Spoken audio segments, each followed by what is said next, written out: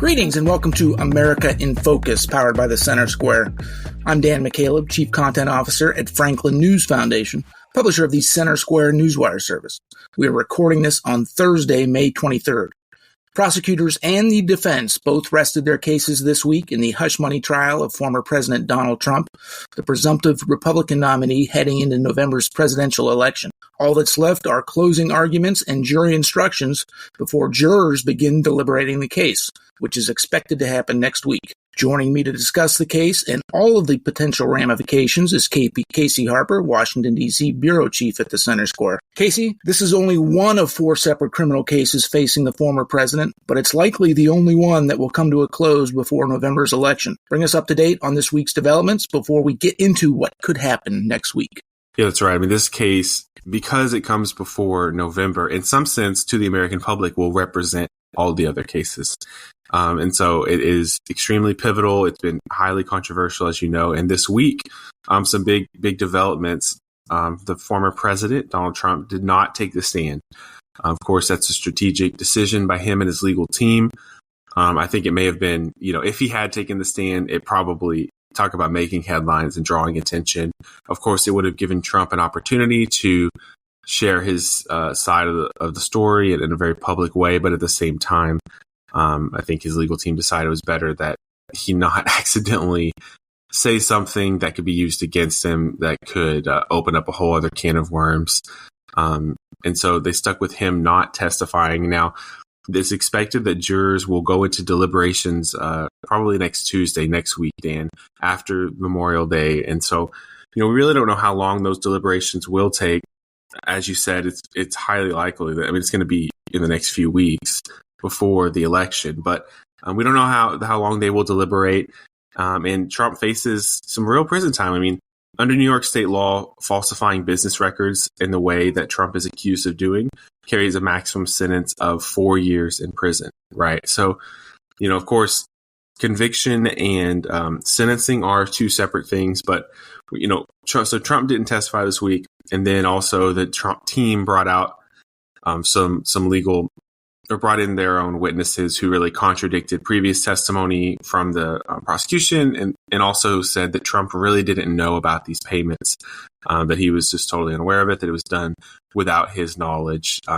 Seems like kind of a plausible deniability argument, right? So it's really wrapped up. Both sides have been heard out. If you remember last week, we talked on the show about how Michael Cohen testified against former President Donald Trump and laid out all these, accusations and tried to bolster the argument and even used a phone call he had with the president. Not a recording, but he talked about a phone call he had with the president many years ago. But Trump's team came back and said that Cohen was biased and even played clips from Cohen's podcast where he says that he wants to get revenge on Trump and that revenge is a dish best served cold. And so I think they, it's always hard to see into the mind of jurors and not when you're not in that courtroom, but I think they did do something to discredit Cohen's testimony. And I think that was a big blow to the prosecution. If they can get, I don't know I think you've covered more trials that I have over the years, Dan, but these juries can be fickle and it only takes one person to kind of dig their heels in the sand and throw everything off.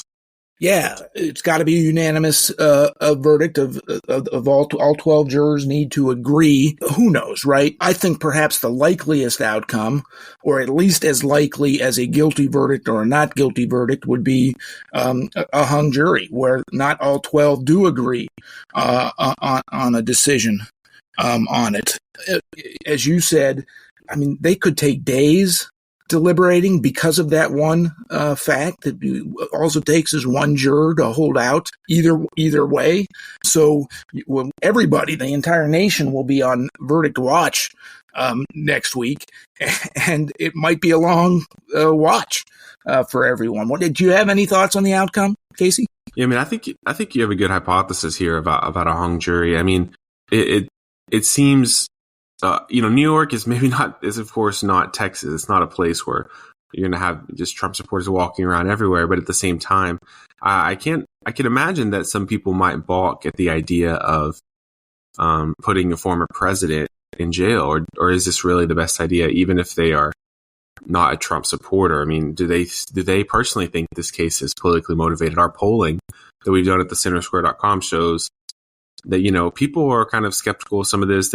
Another polling has also shown that there's this idea that these trials are politically motivated. And, we could talk about that at length, and we have. But if one of the jurors feels like it's politically motivated, is that in their mind? Do they feel like they're kind of participating in something that is going to hurt the country because of you're taking out, a top presidential candidate?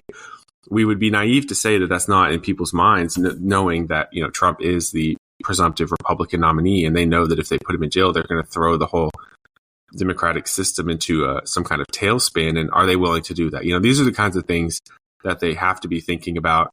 It wouldn't surprise me if that is too much of a burden for at least one of the jurors. And I don't want to discredit the defense's case too much. I mean, they do have a real case.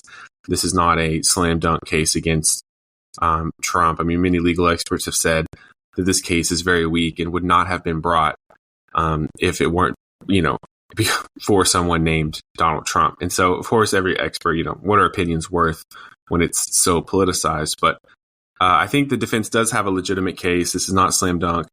And the idea that at least one juror would not be willing to go along is totally plausible in my mind. Well, I know this is going to be this is total speculation, Casey, but let's hypothesize that the jury does reach a guilty verdict. What would that mean for Trump and his presidential campaign? Does that take him out altogether? Does he run from, whether it be from prison or while he's awaiting sentencing, while he's waiting on appeal? What do you think? I mean, I think that we are going to see, we thought we've been in chaos in the Trump era so far. I think we're going to see a new level of chaos. I think it's hard to understate how big a deal that this will be if Trump is convicted. Most of the Republican Party is in lockstep, saying at this point that this trial is election interference, that it's coordinated even with the Biden administration to take out a political opponent, that this is the kind of thing you see in, South American countries that are falling apart. And so I think you're going to see a kind of unity in the Republican Party around the president that we have probably never seen. Polling shows that most voters will still support Trump, even if he's in jail. But even before it gets to that point, I think, people imagine if we're hypothesizing, what if one of the states like Greg Abbott says, you're not arresting the president. Texas is a sanctuary state for Donald Trump, and you'll have to get past the Texas police officers if you're going to get to the president. What is something like that? I mean, I don't think that literally is going to happen, but I think we're at the point where some ambitious governor could say Trump is safe and my state is a non-extradition state. I mean, I think that's totally possible. And that's the kind of craziness that's going to erupt if they try to put Trump in jail through this next election. Casey, I don't even know if I want to go down that road. But one thing's for certain, it's going to be a heck of a next week or two as we wait on the jury to decide here. Casey, thank you for joining us today. Listeners can keep up with this story and more at thecentersquare.com.